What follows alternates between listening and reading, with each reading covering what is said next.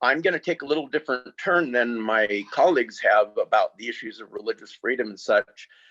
Just a very quick background. I have about 50 years of taking on religious discrimination cases in probably 30 countries and the United States, and also having taken on the United States government in multiple cases and them all the way to the Supreme Court. So I've been in a lot of these cases. I have handled directly just short of 4,000 religious discrimination cases, and I've only lost a couple of them. So I think I have a pretty good system for addressing these issues.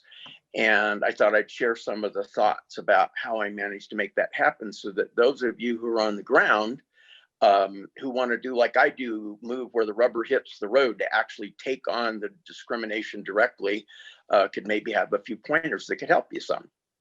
So to start off with, I'd like to say that something that's really important for all of us to have who are in this particular area of expertise is we need to have a touchstone ourselves. Something that's the basic story that we're working from that includes the ability to have all of the other people in our community and welcome.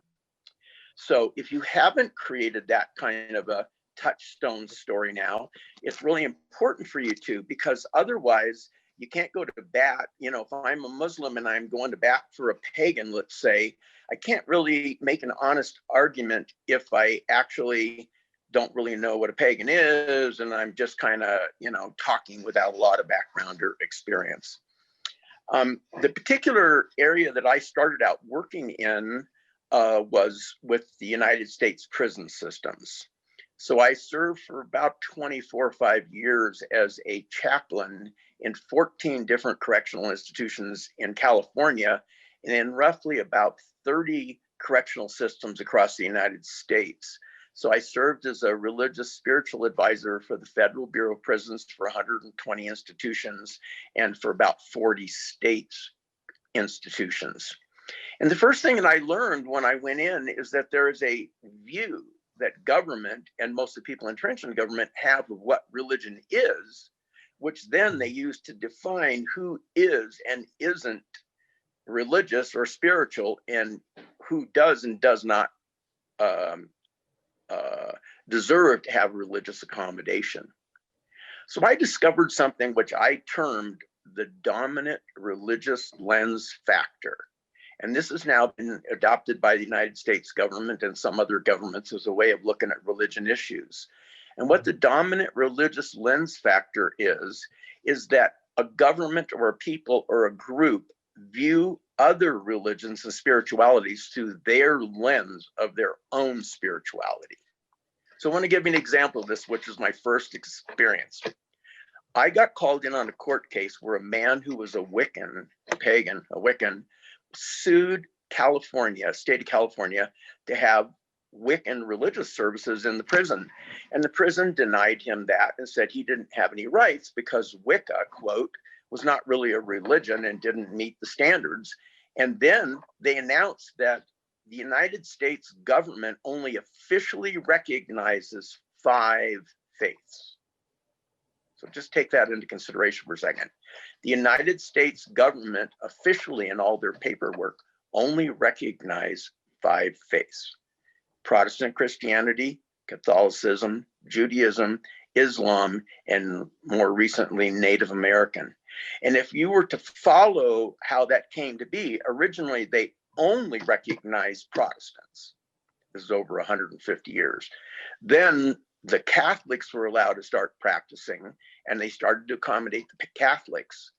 The Jews sued the United States government, and it took them about 20 years to be able to finally be able to practice Judaism in the United States prison systems and such. And then the Native Americans and the Muslims later sued, and they won to get in, and then the Native Americans sued. So that tells you a lot about the system, because 3 of the religions that are recognized had to sue the government in order to be recognized. And the only 2 that were recognized were Christianity, basically Protestant and Catholic Christianity.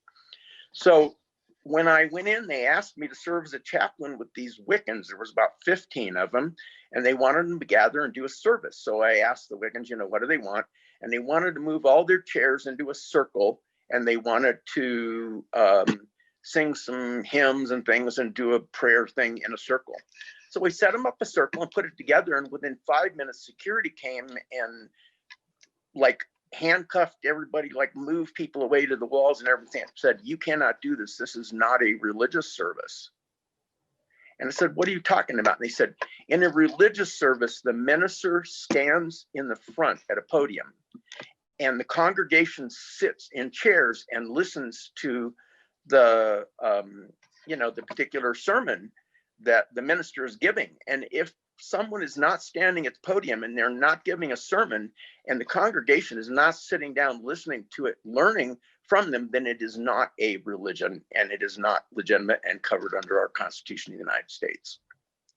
So I took that on as a battle, and in the end won. And that was the first non-mainstream faith other than the Native Americans to be empowered to be recognized as a faith in the United States prison systems was Wicca. Next, I found out the exact same thing was happening in the United States military. So what I determined is that the people looking at the service, it didn't look like religion from their perspective because they were Christian. And because it didn't look Christian, it wasn't legitimately religion. So that is one of the things that underpins every single one of these circumstances all around the world. I work in about 40 countries, and I spent a great deal of time in India, which my esteemed colleague just brought up a short time ago. And I can tell you that whatever country that you go to, the underlying conversation in most religions and spiritualities is there's us and there's the others. The others are people who aren't really religious and spiritual because they don't look like us. And so I think we have to start with a touchstone story that the reality is whatever belief system that you belong to and however you think we all got to be here, in the end, they all kind of agree there was an initiating moment. And I like to call that the luminous light of beginning. Whether it's God or it was, a great turtle in the sky or two atoms crashing together, doesn't make so much difference to me, because if that idea that there was an initiating moment was true, then it means that each and every one of us are family, because that initiating moment is our ancestor. It's the ancestor for every human being and the ancestor for every living and non-living thing on the planet. So I begin every day by recognizing the sacredness of every other person and every aspect of the planet that we live on. And by doing so, when I meet somebody from a faith group I don't understand, I just simply begin by recognizing that they belong in this group and that they have a different perspective, but then I'm looking at them through my lens, and then I have to take some time to figure out how we're together and how we're in line with each other. So I want to tell you what I found is the best way to accomplish religious discrimination issues. Number one, I'm going to use the prison system because it's a good way to set it up, but you could use this for governments. I use this for governments, and you could use it for the military and everybody else. You start first by, if you've tried to resolve a religious discrimination issue at the basis place where it's happening, maybe a chaplain is telling a Jew that they can't celebrate Passover because it really isn't a religious holiday. I've actually encountered that in US prison systems. You try to work it out with that chaplain or that person, but if that does not work, don't follow the protocol. Don't talk to the chaplain's head person and then talk to the religious coordinator and then talk to this and that and work your way up, maybe file a lawsuit and everything. Instead, you find out who the highest person on the food chain is relating to that institution, and you make a meeting with them immediately, and you meet with them one-on-one, and you have all your ducks in a row, all your tools, your documents, and all the arguments that you're going to make ready, so that when you sit down with that person, it's you and them determining the future of that religious expression or discrimination issue, and no one else is involved. And I found that if you can move in and do that, you can resolve 99% of all religion issues right away. So I want to go and show you how that can work backward. My colleague was talking about, Prime Minister Modi and the party and different things there. So I established relationships in such a way that I'm able to actually physically go and personally talk to Modi about what's going on. Now, that doesn't mean that I can make him do what I want or anything like that, but I've established that segue to where he'll take my call or he'll take my meeting, so that when I have the material necessary to show that you can't discriminate against Muslims or whoever else it is, I can make my best argument. So I'd like all of you to try to do that too, get your stuff together and don't spend a lot of time working on cases at the base level, because what you're going to find out is you're going to just do the same case over and over and over and over and over again. Thousands of times the cases will repeat themselves. So what you need to do is get cases resolved to where they're fully resolved for everybody, and they need to do that fairly quickly. One of the ways that you can do that is to create a resume for yourself.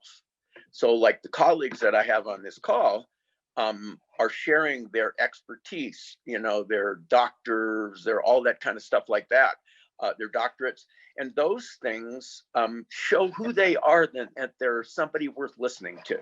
And so each of you want to develop your own resume. Every time you give a speech, every time you solve a problem or something, get the name, get the thing together. And if you, last thing I'm going to say, if you resolve a religious discrimination issue, give all of the credit to the person who was the problem, who you got to change their position.